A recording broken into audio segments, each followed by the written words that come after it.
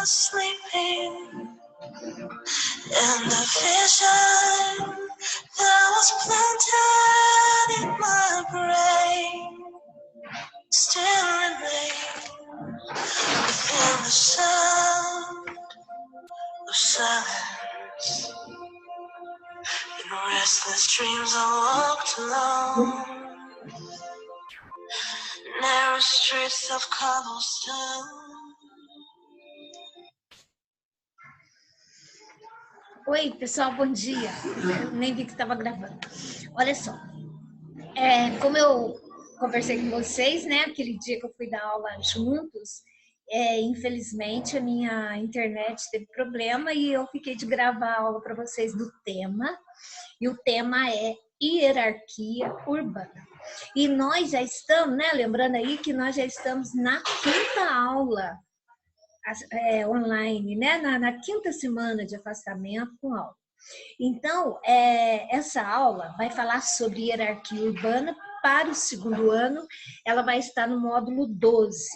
E para o terceiro ano, ainda estamos no capítulo, no mesmo capítulo, né, que é o 5, e nós estamos na página 111 do Intocável 1.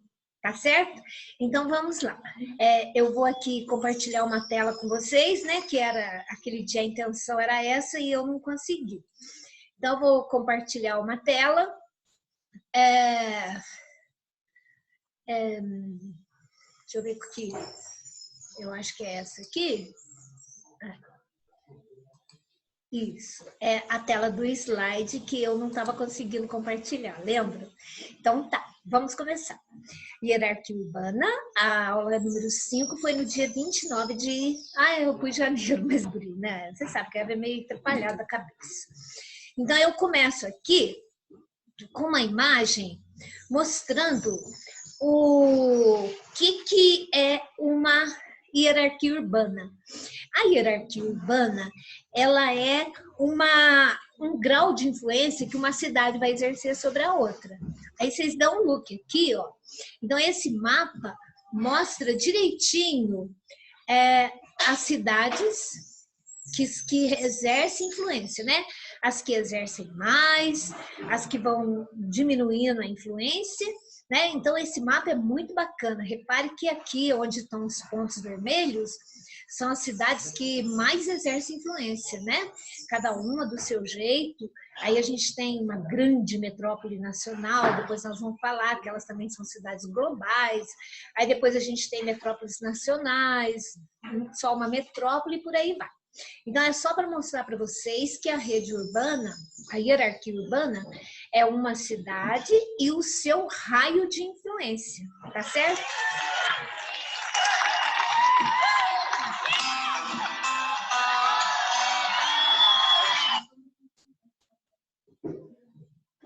Então, é uma cidade e o seu raio de influência. Gente, celular é uma tristeza, né? Eu tô dando aula e o celular tá tocando.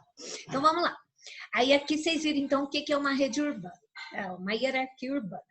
Agora, nós vamos falar sobre os conceitos da hierarquia urbana.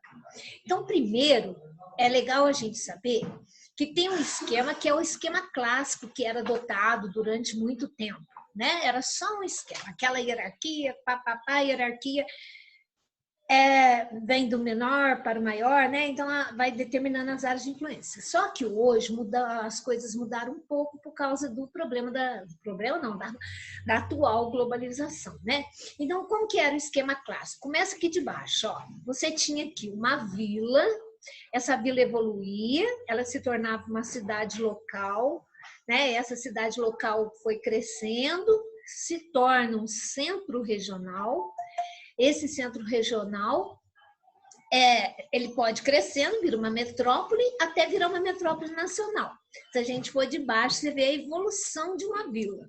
Agora, se você for de baixo para cima, você vai entender o grau de influência.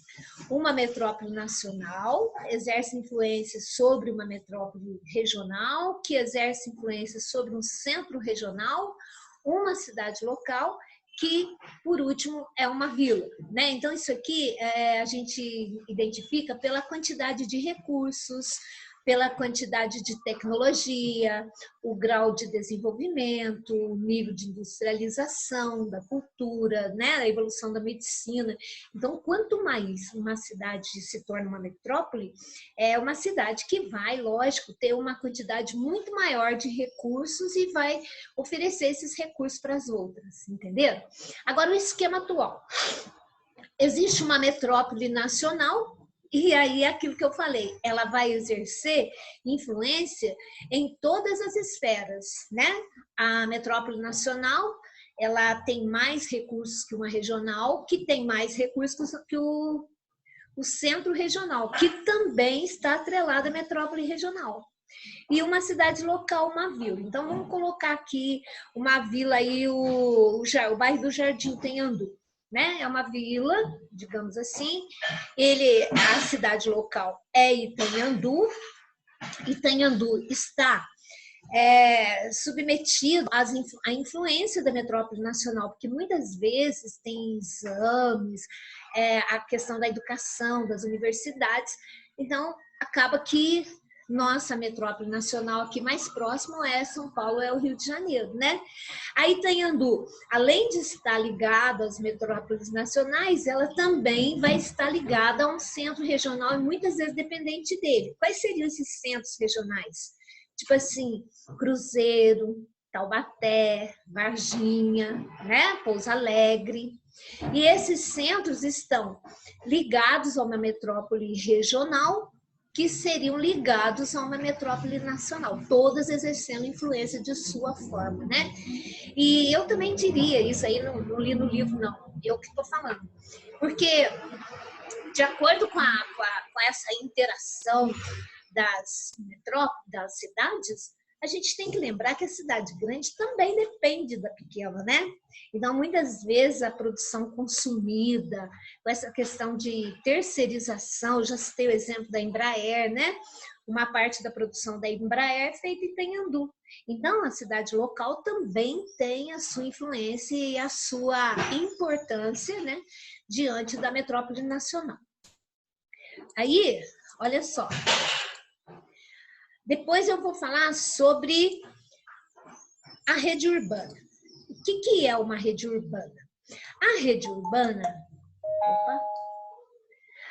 urbana são cidades que têm relações comerciais, culturais, financeiras, políticas, industriais entre si e que geralmente estão sob comando de uma cidade maior com um maior desenvolvimento. Foi aquilo que eu acabei de falar para vocês. Olha, a metrópole nacional é o mesmo esquema clássico que a gente tem, ok? Então, isso a gente chama de rede urbana. É a influência, é aquele negócio que eu mostrei no primeiro mapa para vocês. É uma cidade e o seu raio de influência. Até onde vão as necessidades do serviço daquela cidade, tá legal? Aí, depois, a gente passa para as causas da urbanização. Isso aí também nós já vimos algumas vezes, né? Em outras aulas, que a urbanização ela é um fenômeno recente, porque quando, de acordo com a evolução das nações, né? Onde que começaram as vidas? Geralmente nas zonas rurais. Então, o que aconteceu? Como faltou política para fixar o homem no campo, política de valorização do trabalho, de regras trabalhistas, de salários melhores, de assistência médica, hospitalar, de segurança, foram faltando essas políticas na zona rural, é lógico que o homem vai abandonar o campo. E esse é um fenômeno que vem acompanhado depois da Segunda Guerra Mundial, com as revoluções industriais, principalmente nos países emergentes, né? Porque os países que foram industrializados classicamente, eles tiveram assim, foram aos poucos, né? Teve lá na Inglaterra, teve o cercamento, aí foi sobrando para sobrar terra, para plantar matéria-prima, né? E aí foram para as cidades e as indústrias foram absorvendo. Mas nos países subdesenvolvidos, nos países emergentes, essa situação é caótica, né? O homem do campo Eu sempre costumo dizer que a metade dos miseráveis do Brasil estão no campo, né? Uma vida muito sofrida. Aí depois eu tenho aqui outro motivo, a concentração de terras, a monocultura, a mecanização, porque, gente, é lógico, um grande usineiro, né? Aquele que tem usina de produção de açúcar, de álcool. Então, esse cara tem canaviais, assim, a perder de vista. Mas ele começou com tanta terra? Não. Ele foi comprando, cercando a terra dos pequenos produtores que não tiveram outra alternativa a não ser vender para ele. Porque aí a água corre no terreno dele, ele não cede a água para o pequeno, né? A estrada, ele limita o uso da rede de transporte dele, então vai ficando muito pequeno e o trabalhador rural vai perdendo campo porque ele vende muito mais barato, porque o pequeno produtor tem que vender mais caro, porque para ele é mais difícil, os juros são mais caros, né? A gente vê muito isso no leite, né, gente, na produção de leite. Os grandes laticínios, eles acabam que compram a produção toda pelo preço que eles querem, porque o pobre coitado daquele que tem lá 2 vaquinhas, 3 vaquinhas, não consegue acompanhar o mercado, certo? Uma outra coisa, a industrialização. A revolução industrial nos países emergentes, principalmente, vai necessitar de mão de obra, né? Eu já dei umas aulas sobre isso para vocês, falando que não tinha mão de obra, né? E veio até o ensino à distância para treinar essa mão de obra, e a maioria das pessoas eram analfabetas, mas era preciso, então arrumava emprego. E a ilusão do progresso, né? Que a cidade vende uma imagem que ela seria, então, a salvação para as mazelas do campo. Mas, infelizmente, a gente sabe que isso é uma roubada, né? Principalmente nos dias de hoje. Dá uma olhadinha nessa imagem aqui, ó. Uma família, um grupo de pessoas abandonando o campo em situações miseráveis e eles vêm para a cidade. Aí, na cidade, o que eles vão encontrar? Nada melhor do que isso. Né? Aí vão para as favelas, vão engrossar a fila de desempregados, vai aumentar a marginalidade e por aí vai, são as consequências da urbanização que nós vamos ver agora. Olha só, a urbanização ela vai gerar consequências muito sérias. Ó, primeiro, o desequilíbrio demográfico. O que significa isso? Muita gente amontoada num lugar só. O inchaço da cidade sem acompanhamento da infraestrutura necessária. Isso aqui está na cara dessa imagem aqui, né? Você tem aqui uma imagem de uma favela e você vê que não tem rua, né? A favela ela é constituída de, como é que fala? Vietas, caminhos estreitos e onde não tem jeito de passar transporte público, não tem jeito de ter serviços de atendimento, né? Então é tudo muito fechado dentro daquele sistema de ocupação do imóvel. E os imóveis são feitos em lugares irregulares, geralmente são vítimas de invasão, e eles vão construindo totalmente sem estrutura as moradias, né? Eles vão fazendo pilastras no morro e vão subindo as casas, não tem acesso, muitas vezes uma casa para você entrar dentro, para você ir na casa, você tem que passar dentro de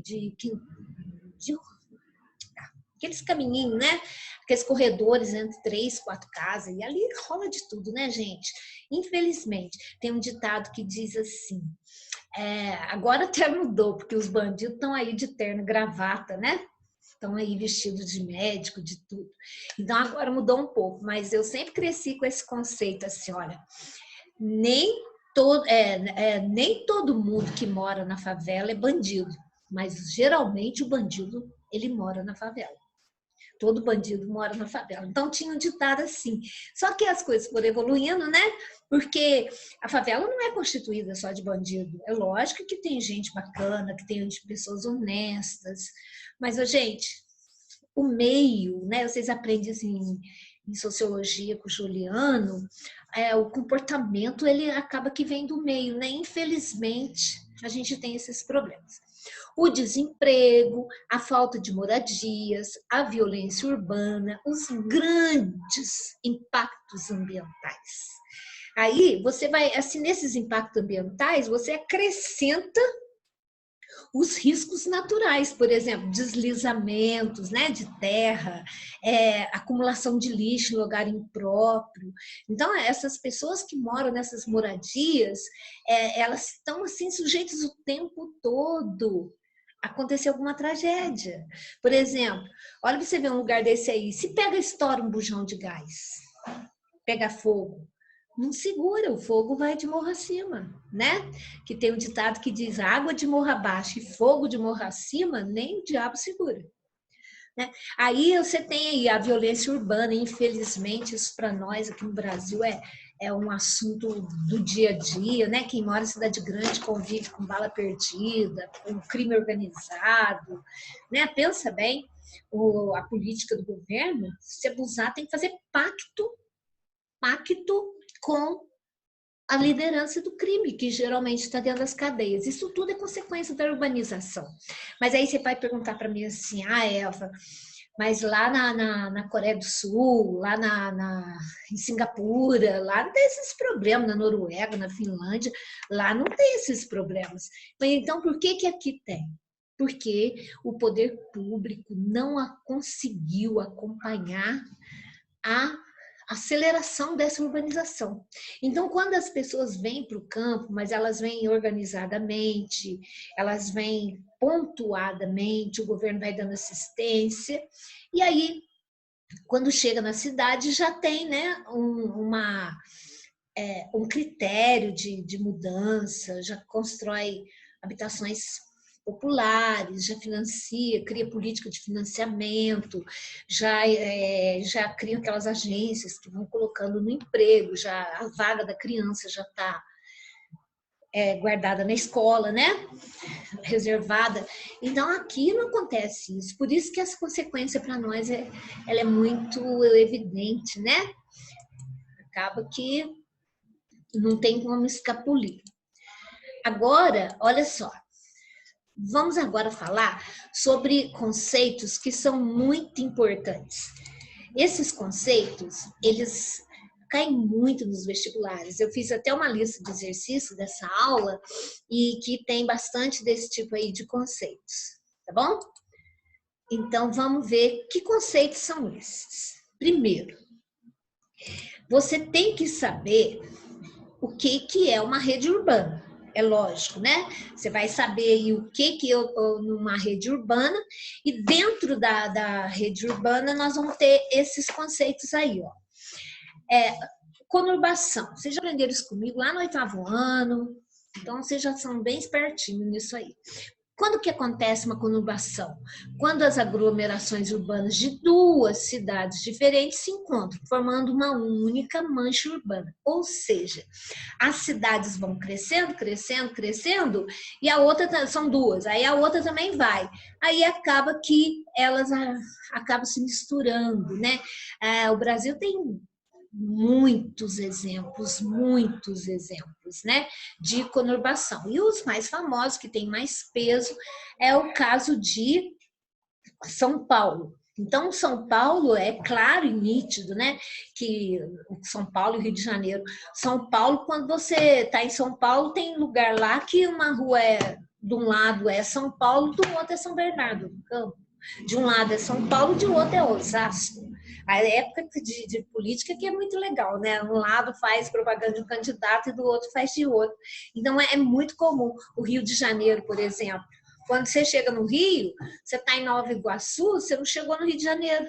Depois você está em Caxias, e você não, a gente que não tem o hábito, que não mora lá, você não sabe direito onde começa Caxias, onde termina, né? Nova Iguaçu, Belford Roxo, tudo interligado aquela região ali. E em Pernambuco, por exemplo, né? Pernambuco, Recife, Olinda, Jaboatão dos Guararapes, aquilo ali é tudo junto, você não sabe onde termina uma, começa a outra. Isso chama-se conurbação. Depois nós vamos falar sobre conurbação um pouco mais, quando nós vamos falar de megalópole, tá? Então, agora na sequência, o que é uma metrópole? É o principal centro urbano que um país que pode ter.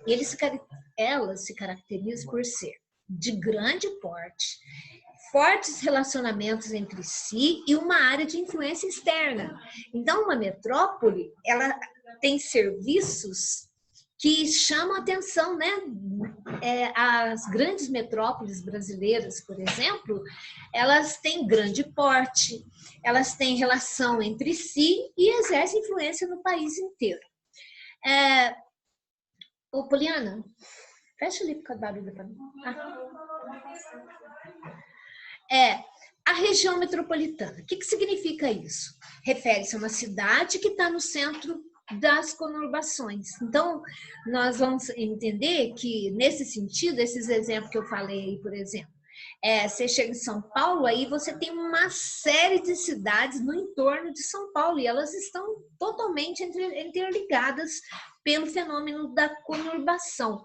Então, elas vão fazendo uma chamada área metropolitana. Por isso que a gente chama a Grande São Paulo, a Grande Rio, a Grande Recife, a Grande Porto Alegre, entenderam? Porque é cidade polo, né? E as suas cidades do entorno. Eu já até tinha falado para vocês na outra aula que esse aí acontece até aquele fenômeno, né, das migrações pendulares. Então, a região metropolitana, vamos dar o exemplo de São Paulo, a São Paulo, que é o centro, mas as outras cidades que estão conurbadas com São Paulo, acaba que muitas viram cidades dormitórios, né?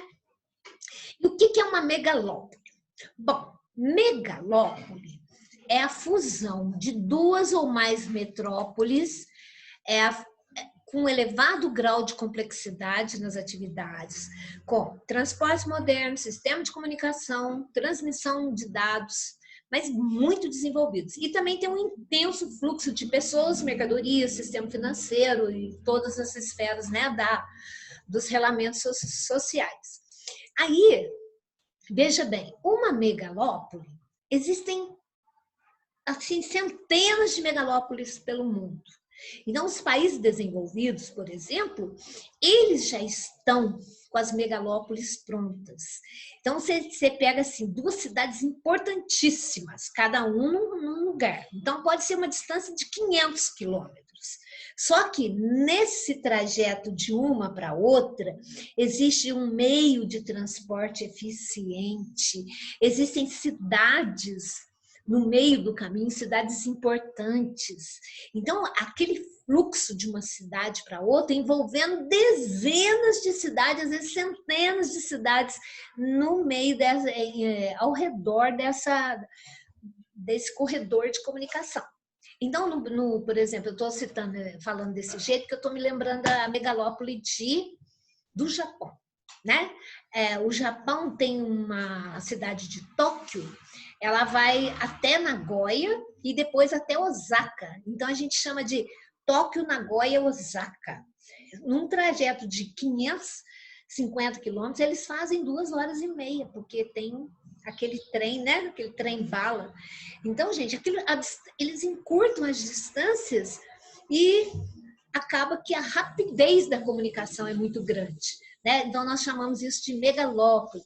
Nos Estados Unidos tem a San, que é a São Francisco San Diego, ali na Califórnia. Lá no lado leste, lá em Nova York, lá tem Boswash, que é de Boston até Washington.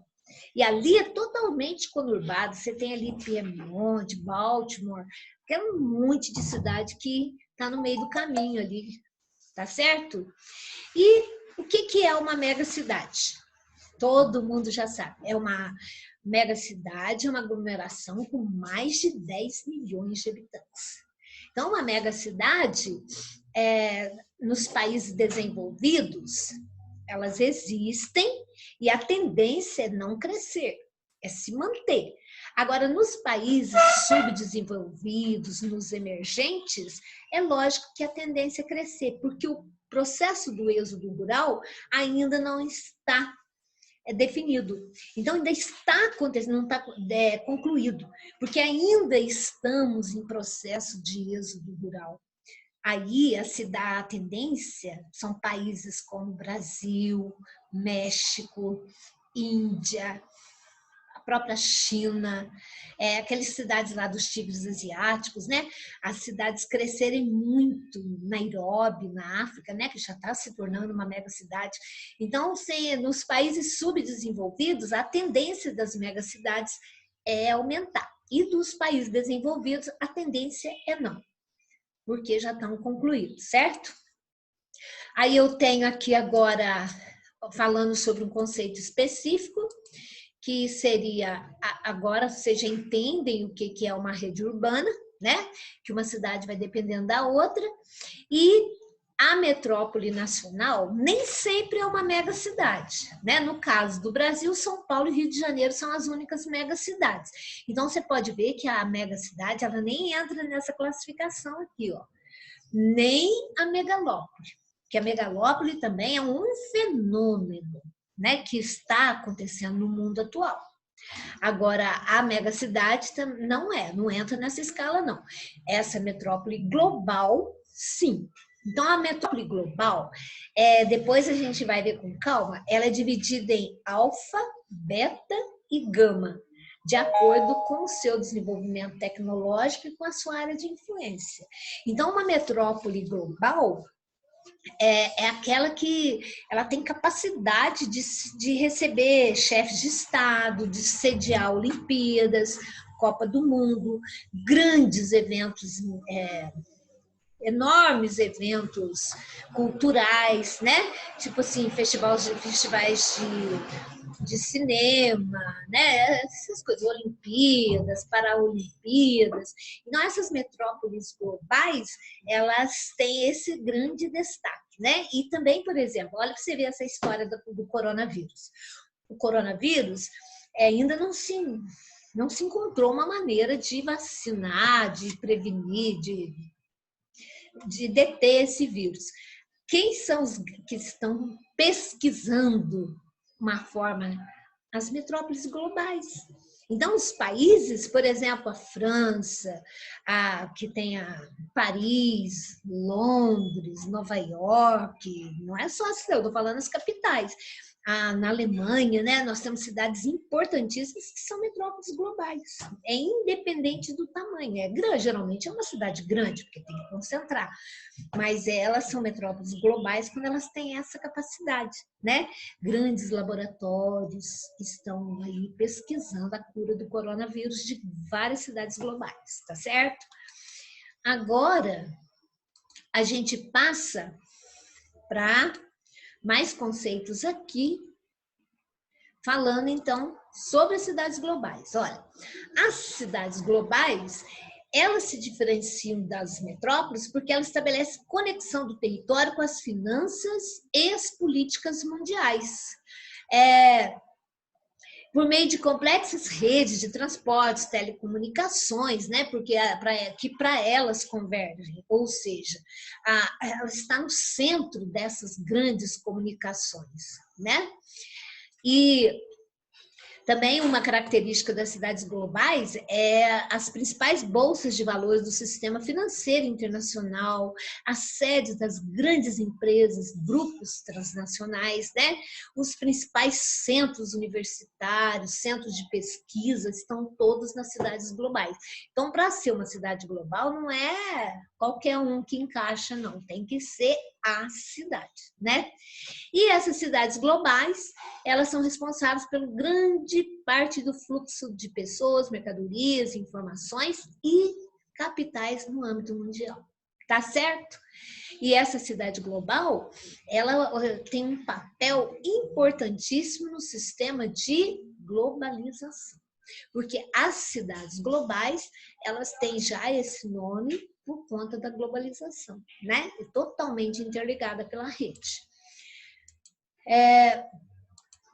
Depois, falando sobre a região metropolitana de São Paulo, então meu quadrinho ficou num lugar ruim aqui, eu não consigo tirar, tem que voltar lá, parar de compartilhar a tela e pá.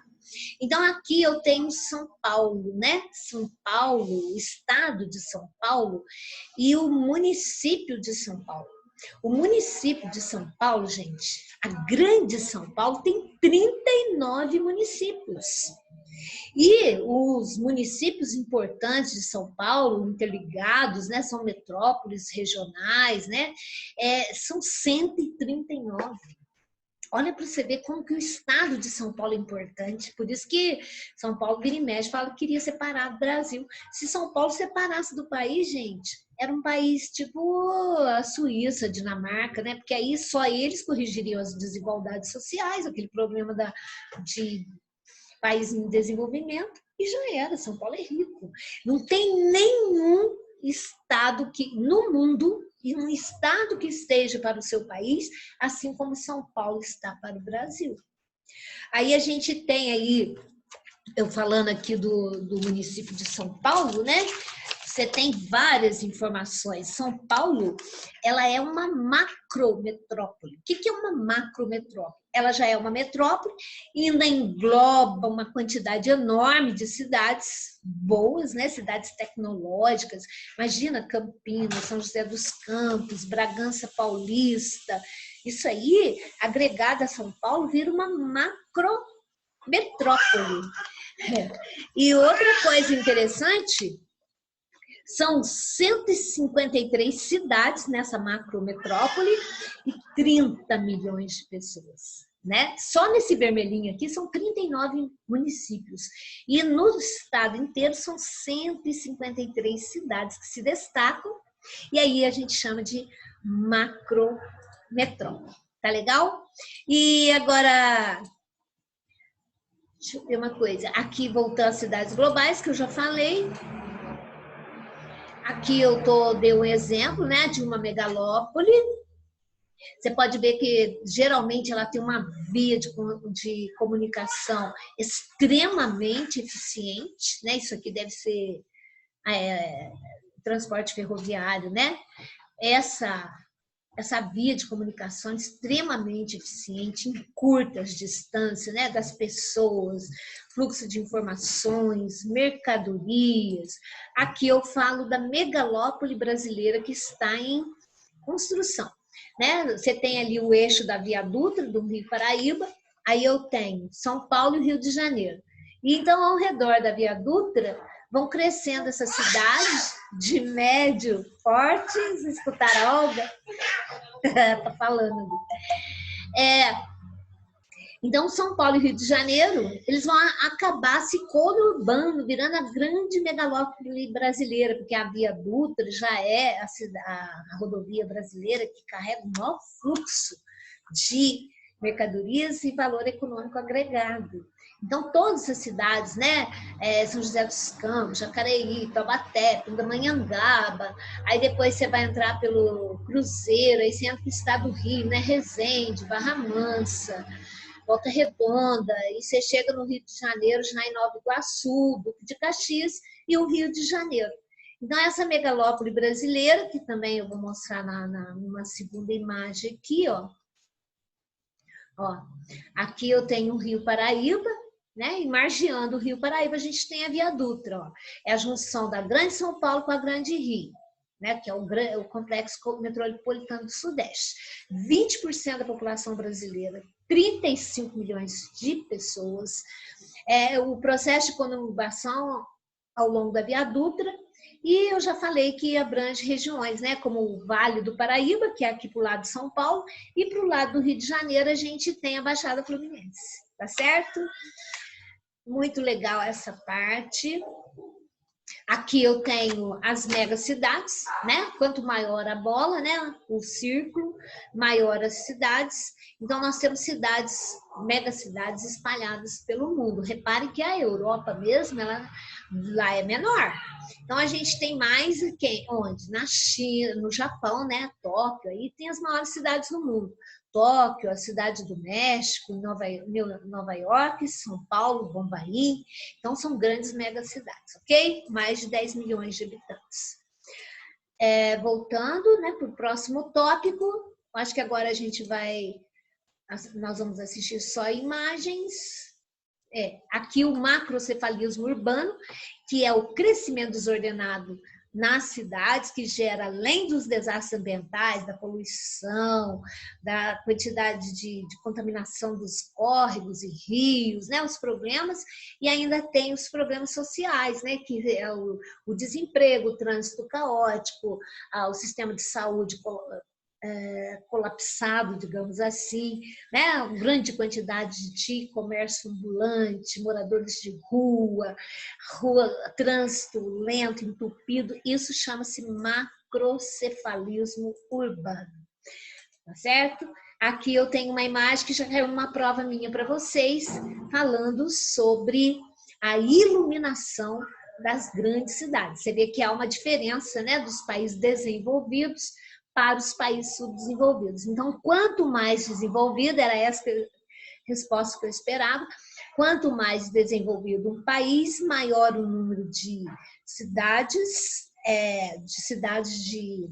como é que fala? De cidades de grande influência, que são cidades iluminadas, cidades que atraem todos os tipos de atividade, principalmente turismo, né, gente?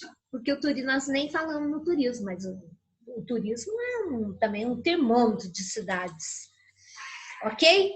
Então, agora nós terminamos essa parte e também terminou meu tempo aqui no Zoom, tá certo?